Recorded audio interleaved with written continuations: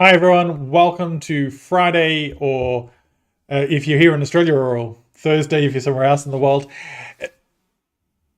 Yes, today, sorry, I got distracted where I just got started. First of all, I'm Jason S. Bradshaw. This is my live stream edition of Talking Points with Jason. My Talking Points with Jason newsletter comes out roughly every fortnight, and you can subscribe on my website, jasonsbradshaw.com, or on LinkedIn, whichever platform suits you best. And each day I'm going to come to you live with some insights and thoughts around current events that are happening in the world of customer and employee experience and business transformation and growth. If you have any questions during the live stream, feel free to pop them into the comments box on whatever platform you're watching, and they should come through to me on my system here to be able to respond to you. So yesterday I talked about the crisis that Australia's second largest telecommunications company had, which was a complete network outage coast to coast. Over 10 million customers were impacted. That company, of course, is Optus. And it's been an evolving situation. All services were restored after 12 or 14 hours. There's some conflicting reports there, but nonetheless, it was a significant outage. Over 10 million customers directly impacted, and of course, anyone trying to contact those customers were also impacted. So, a significant event. You could not describe it as any other way as anything else other than a crisis. And yesterday I shared with you the 4 key ways to manage through a crisis. First of all, you have to build confidence quickly that you are doing what you need to do to resolve the situation, to make the problem go away. Remember, customers want you to get it right, but if you don't get it right, they want to know that you're going to make it right. So you've got to build confidence as quickly as possible that you are making it right. Secondly, I said you need to communicate regularly and provide clear milestones on when the next update will come out. E.g., every 2 hours, I'm going to give you an update on the hour on our progress on resolving the situation. 3, you need to prepare your customer-facing teams and the organization as a whole with key messaging during the event, during the crisis, and also for how to respond once the crisis or the problem itself is resolved. Because the crisis event will often last longer than the problem, depending on how well you handle it, of course. And finally, you need to apologize. You need to tell customers what you're doing to minimize or prevent a repeat occurrence of the problem. And you need to demonstrate that you care. Now, this last one, I thought was the simplest of them all. Apologizing to your customers and demonstrating that you care. Well, as of right now, and I've spoken to a couple of Optus customers because, as I told you yesterday, as soon as I could, I turned away and stopped being a customer. But I've spoken to a couple of customers of Optus, and as of now, they've not received a direct apology via email or SMS from Optus. It baffles me. I cannot understand why you would not send an SMS or an email, or heaven forbid, both, to customers within 24 hours. In fact, one colleague who is an Optus of customers received communication from them saying that now their services are restored, it's time for them to return to the store and return their phone that they're upgrading. So Optus has not only missed the chance to apologize to this customer, and I'm sure she's not the only one, but not only missed the chance to apologize and to make it right, they put their own self-interest ahead of the customer. They delayed the customer doing the right thing in the first place, and yet now it's their problem, the customer's problem. Like I said, it absolutely baffles me. There are a couple of other learnings, though, and I want to share those with you. In an interview yesterday, the CEO of Optus was quizzed or questioned on the amount of communication that was coming out during the crisis, saying that it wasn't enough.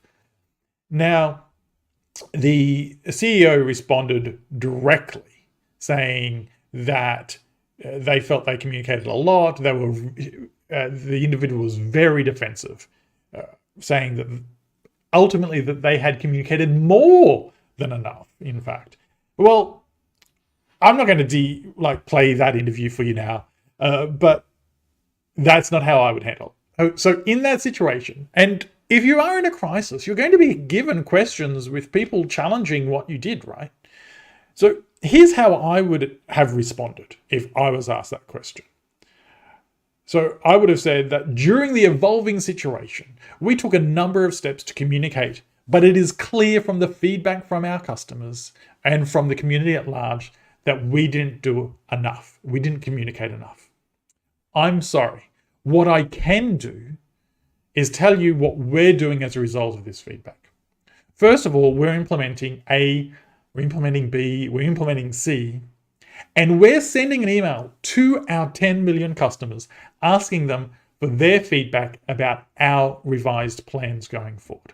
We want to know if how we're proposing to communicate in challenging times is what our customers expect. We think A, B, and C are the right things to do based on the feedback that we heard, but we're going to test that with our customers. And so over the next couple of days, everyone that is a customer of ours will receive an email asking for their direct feedback on these steps.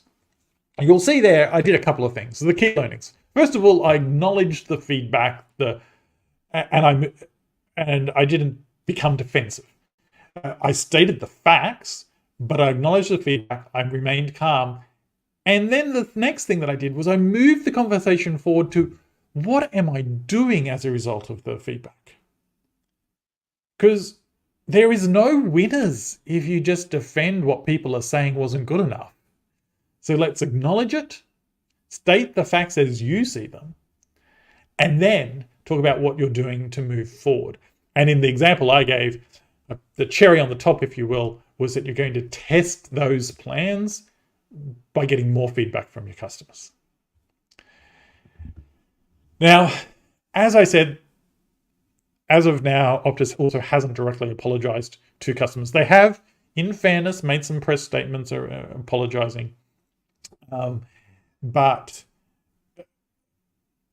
the key lesson here is you just apologize to your customers directly. Do the media stuff next, but apologize to them directly.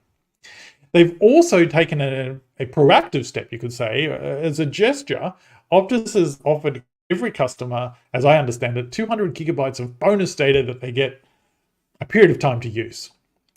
Personally, I don't think it hits the mark.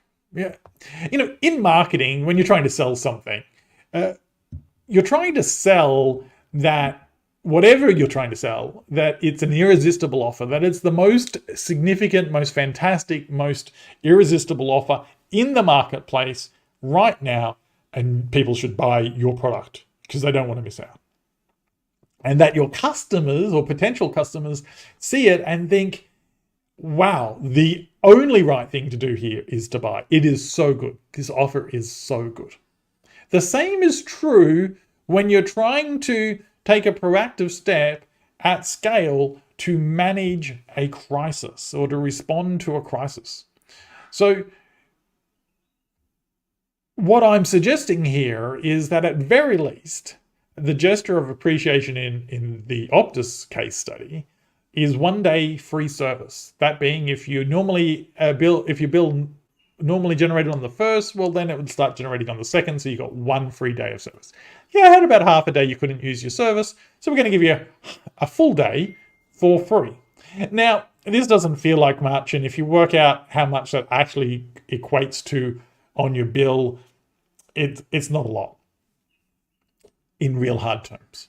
But it is at least somewhat measured against the time scale, at least, of what happened.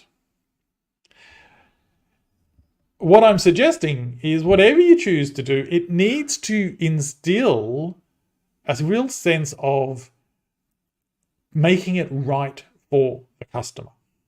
It should be seen as an amazing gesture, a little bit more than what perhaps you should do. Yes, industry leading. You don't have to just keep making the same offers that everyone else makes in these challenges. How can you differentiate your brand and show that you care and do something a little bit more to rapidly restore trust and confidence and loyalty in your brand. That's what I'm suggesting here. The other thing, and this is the key learning in this area, is that when you're thinking about proactive offers, gestures, compensation, whatever you want to call it, don't purely think about the cost of the offer. E.g., if you gave everyone 10 million customers one free day, and that free day cost you $2, it's $20 million. Really clear to see the cost, right? But don't just think about that cost. Think about the cost of not offering something that just blows people out of the world and thinks that great, and they move on. So, for example, what about customer service costs? How many customers, because they're unhappy with the offer or with the situation, are making complaints and contacting you? How much is that costing you to manage in addition to your normal business? How much is it costing you by customers that are just dissatisfied and are leaving because you didn't make it right? How much is that costing you? Quite often, businesses keep a track on what's coming in the front door. They don't keep a track of the customers going out the back door. So think about all those hidden costs of not making the right offer straight away. And then, while I'm thinking about it, what is the cost of making the wrong offer? You see, if you make the wrong offer, and I'm saying the Optus offer is the wrong offer, when you come back, if you come back with a second offer, it's going to cost you a lot more, because people's expectations are growing as a result of their dissatisfaction. They're disgruntled by the situation. You didn't make it right. You haven't apologized to me. I want. How you need to diffuse that. So think about all those hidden costs. Make a great first offer. An offer that people didn't expect, that then becomes the story about how much you cared and made it right. So finally, as I leave you here today, a couple of things. Firstly, jasonsbradshaw.com is my website, Jason S. Bradshaw, on all social platforms. Wherever you're watching this, you can leave a comment, ask a question, and I'll endeavor to get back to you. Feel free to reach out to me if there's something I can do to help your business grow, to help you manage your situation, to help you break through and have business success. But before I let you go, here's an idea for Optus. Why don't you spend no money on marketing, on advertising, I should say, for the remainder of November, and take that money to make an irresistible offer of goodwill to every single customer, so that the media cycle for the next 20 days is about how you made it right in a way that no one expected, and that your customers feel valued, and that leaving you would not be the right decision. I'm Jason S. Bradshaw. It has been my absolute pleasure being with you today here on Talking Points, and I look forward to catching up with you next tomorrow. Take care.